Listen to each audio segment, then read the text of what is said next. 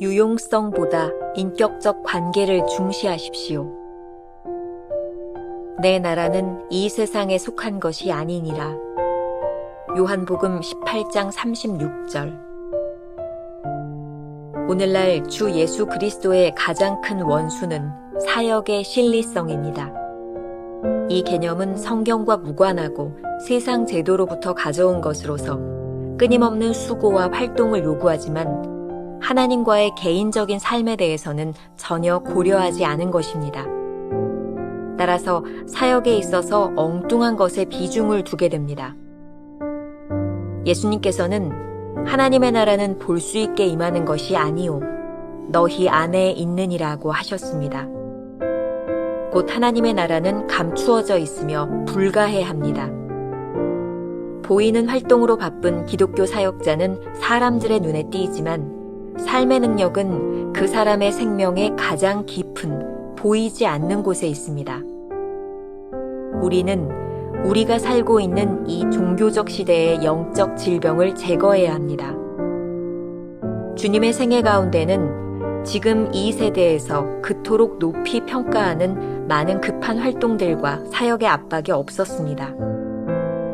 제자들이 할 일은 그들의 선생이신 주님과 같아지는 것입니다. 예수 그리스도의 나라의 핵심은 주님과의 인격적 관계에 있지 공적으로 사람들에게 얼마나 유용한가에 있지 않습니다. 교회와 신학교 등 기독교 관련 기관의 능력은 실질적인 활동에 있지 않습니다. 진정한 힘은 당신이 하나님께 푹 빠져 있을 때 나옵니다.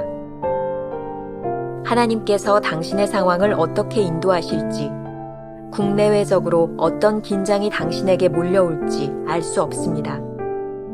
당신이 하나님의 구속의 위대한 근본적인 진리에 잠기는 대신 지나친 사역에 시간을 낭비한다면 당신은 긴장이 올 때 뚝 하고 부러지게 될 것입니다.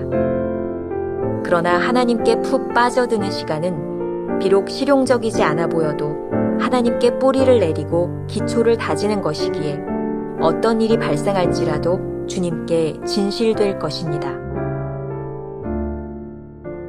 김병삼 목사의 매일 만나 365, 오늘은 10월 19일 유용성보다 인격적 관계를 중시하십시오 라는 제목으로 말씀을 나누겠습니다. 오늘의 주제, 유용성이 아니다. 우리는 주님은 나의 최고봉을 통해 챔버스의 인격과 신앙이 어떠했는지 엿볼 수 있습니다.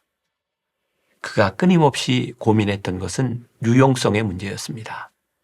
그러나 결론은 늘 같습니다. 유용성보다 중요한 것은 하나님과의 관계입니다. 아마도 이 세상 모든 사람들이 벗어나기 힘든 유혹 가운데 하나가 유용성의 문제가 아닐까요? 다른 말로 하면 내가 하는 일로 인해 세상에서 얼마나 인정을 받느냐는 것이죠.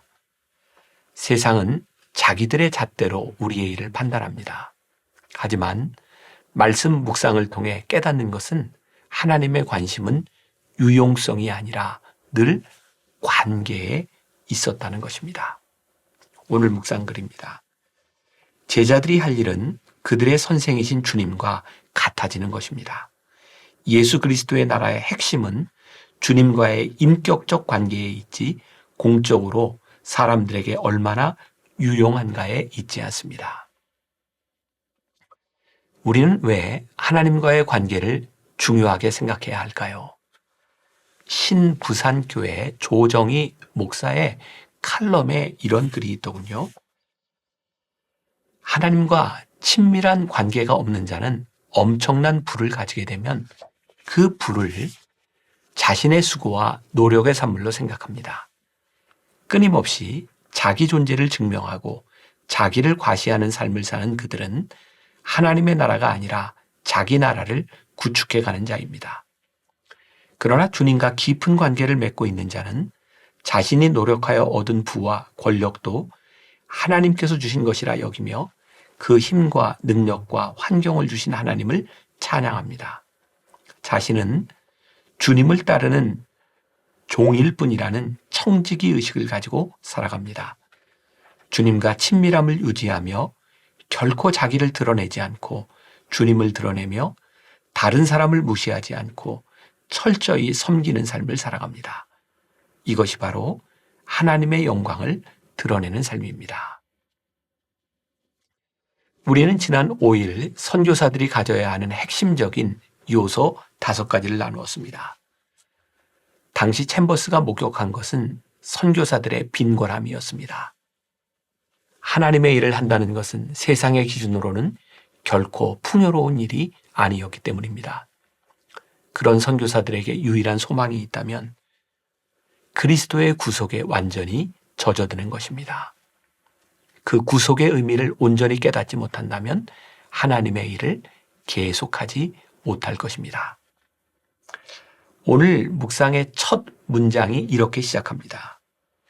오늘날 주 예수 그리스도의 가장 큰 원수는 사역의 실리성입니다. 누가복음 17장 20절과 21절을 보겠습니다. 바리새인들이 하나님의 나라가 어느 때에 임하나이까 묻거늘 예수께서 대답하여 이르시되 하나님의 나라는 볼 수 있게 임하는 것이 아니요 또 여기 있다 저기 있다고 못하리니 하나님의 나라는 너희 안에 있느니라. 사람들은 자꾸 하나님의 나라를 보여달라고 말합니다. 눈으로 확인해야 하는 세상의 관점이 작용하는 것입니다. 눈에 보인다는 것은 결과가 얼마나 효과적인지와 관련이 있는 것이죠. 하지만 주님은 하나님의 나라가 우리 안에 있다고 말씀하십니다. 하나님의 나라는 우리가 보는 대로 평가할 수 있는 것이 아닙니다. 이러한 잘못된 생각은 챔버스 시대에나 우리 시대에나 계속되는 것 같습니다. 오늘 묵상글에도 이런 말이 있습니다. 보이는 활동으로 바쁜 기독교 사역자는 사람들의 눈에 띄지만 삶의 능력은 그 사람의 생명의 가장 깊은 보이지 않는 곳에 있습니다. 진정한 기독교인의 능력, 교회의 영향력, 신학교와 같은 기관의 탁월성은 우리 눈에 보이는 실질적인 활동에 근거하는 것이 아니라 하나님과 얼마나 깊은 관계 속에 있느냐에 달려 있습니다. 오스왈드 챔버스는 기독교의 진리라는 책에 이런 글을 적고 있습니다. 선한 영향력을 끼치는 사람은 홀로 있을 때에 하나님과 깊은 교제를 나누는 사람입니다. 당신의 삶은 어떻습니까? 또한 당신의 소망은 하나님을 기쁘시게 하는 것입니까? 아니면 고상해 보이는 다른 어떤 것입니까? 하나님과 이 세상을 위해 의미 있는 삶을 살기 원한다면 아무도 보지 않는 곳에서 인내하십시오. 늘 평안할 수 있는 유일한 비결은 흔들림 없이 예수 그리스도를 바라보며 사는 것입니다. 하나님께 쓰임받기를 원한다면 먼저 예수 그리스도와 올바른 관계를 맺으십시오. 그러면 의식하지 못하는 가운데 매 순간 주님께 쓰임받게 될 것입니다. 실용적인 관점에서 보면 하나님께 푹 빠지는 관계의 시간을 낭비라고 생각할 수 있습니다. 하지만 우리가 하나님의 근본적인 구속의 은혜와 사랑에 빠져 있지 않다면 어떤 일이 닥쳤을 때 견디지 못하고 부러질지도 모릅니다. 그래서 챔버스는 이렇게 말하고 있죠. 하나님께 푹 빠져드는 시간은 비록 실용적이지 않아 보여도 하나님께 뿌리를 내리고 기초를 다지는 것이기에 어떤 일이 발생할지라도 주님께 진실될 것입니다. 잔느 귀용의 순전한 사랑에 참 좋은 글이 있습니다. 완전함은 세상이 말하는 최고를 추구하는 것이 아니라 예수 그리스도와 하나 되는 것으로 이루어진다. 내가 경험했던 모든 것이 성경 안에서 발견되었다. 내 영혼 속에서 일어났던 모든 일이 성경에 있음을 깨닫고 감탄했다. 유용성보다 인격적 관계를 중시하는 것은 예수 그리스도와 완전히 하나됨을 추구하는 것입니다. 내가 경험했던 모든 것이 성경 안에서 발견되었다. 성경을 통해 하나님께 푹 빠져들어 말씀에 뿌리 내리고 기초를 다진다면 주님과 인격적인 관계 속에서 더욱 풍성히 교제하며 살아갈 수 있습니다. 우리가 기억해야 될 한 줄 노트. 우리에게 필요한 것은 실용적 관점에서는 이해되지 않는 거룩한 낭비의 시간입니다. 오늘 하루 이런 질문을 품어봅시다. 삶에서 하나님과의 관계를 위한 거룩한 낭비의 시간을 구별하여 갖고 있습니까? 기도하겠습니다. 우리가 살아가는 이 세상이 참 바쁘게 돌아갑니다. 주님과 함께하는 시간을 갖는 것이 그렇게 실용적으로 느껴지지 않는 그런 시대를 살아가고 있습니다. 우리가 하나님의 일을 하면서도 늘 우리들의 마음에 부담이 되는 것은 어떤 결과를 내놓았는지, 그것이 얼마나 실용적이었는지를 묻고 있는 이 세상 속에서 살아갑니다.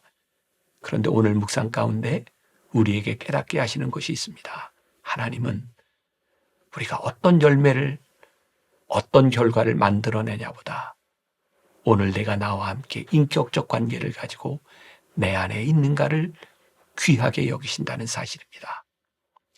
남들이 바보처럼 생각하는 거룩한 낭비의 시간, 그 시간이 오늘 우리 가운데 있게 하여 주옵시고, 오늘 하루 어제보다 조금 더 깊어지는 주님의 관계를 고백하는 하루가 되게 하여 주옵소서. 예수님의 이름으로 기도했습니다. 아멘.